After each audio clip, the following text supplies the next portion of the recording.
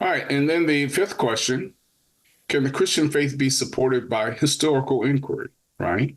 And of course, Reformed apologists are critical of inductive historical arguments in apologetics, especially as practiced by evidentialism. In fact, Clark rejects induction outright. He wants to deal with only deductive arguments based on the premises being scriptural axioms, right? The scriptures provide the axioms for the premises or as premises for various claims and conclusions for Clark. Van Til does not do it this way, but he does criticize apologetic arguments that use inductive reasoning to defend the biblical truth claims. Both apologists criticize such arguments because their conclusion, right, these kinds of inductive arguments, the conclusion is that Christianity or some part of Christianity is probably true. And of course, both of these authors want a more, firm foundation, we might want to say, something that's closer to certainty. Right.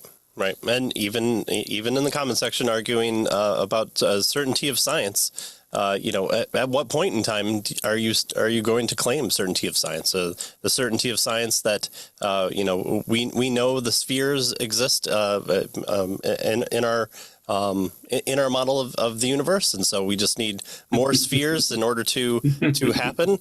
Well, until the revolution comes around and then they become ecliptical, and then you have an upending universe where we're putting the sun where the Earth used to be. Has the science changed? Should we be more critical of the science because of that, and therefore history as well? Because your history is now changed. All of a sudden, the Earth and the sun didn't drastically change position. But our understanding and our outcomes flow from that, and things happen. So, we need to understand our putting our ultimate faith then in the thing, in the trademark version of the history or the science. All right, and the sixth one is talking about the truth related to our experience, and classical apologists appeal to the near universality of religious belief. The entirety of human history is littered with religion, and so to say that there's just nothing to this seems to deride the human experience.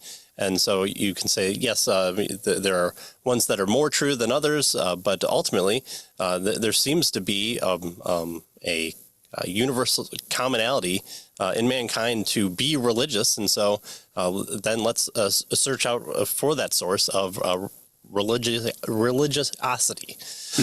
For the religious experience as proof that there is a transcendent source or personal meaning that all human beings need is the classical approach. The evidentialists appeal to objective facts of history as the basis on which non-Christians should be encouraged to pursue the experience of the relationship with Christ. And so, we have the best possible attestations of the resurrection or the reliance of Jesus being a real person, more so than we do the Caesar that put him ultimately on the cross by the authority of under Pontius Pilate. And so, we should be confident in that fact. Well, is that always going to be the case, or do we have to wait for the invention of the video camera to come into event? I mean, are you going to tell me that there's this guy who started a war that 600,000 people decided to kill each other on, or are you going to? Is that the claim, or is it probably more common that Abraham Lincoln didn't really exist, and so we just have this idea of the person, the ideal of Abraham Lincoln that we want to be, and so you don't really believe that. We have no video proof of it, therefore we can't believe it, right? Right. Yeah. And so again, the classical approach says, there's everybody down through history has religious beliefs. And so that's a claim that, somehow religious experience is proof that there is some kind of transcendent source, right? And the evidentialists say, Well, let's look at the facts of history, and based on the facts of history, we can, bring people to a relationship with Christ. The Reformed apologists objects to both approaches because they treat Christianity, notice this, as one of many forms of religious experience, even if the only, if the only true form is Christianity. And so the basic objection from a Reform apologist is say, look, you're treating Christianity as if it's like all the rest of them. And it's not, right? They argue that the proper method is to appeal to the image of God that's in all people, and to point out its obscurity within the non-Christian as proof of the need for regeneration.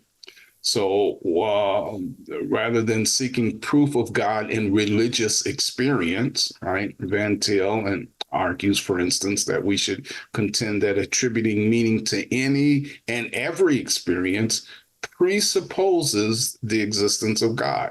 The reason why any experience has meaning is because God exists, right? That's the basic idea here. Right.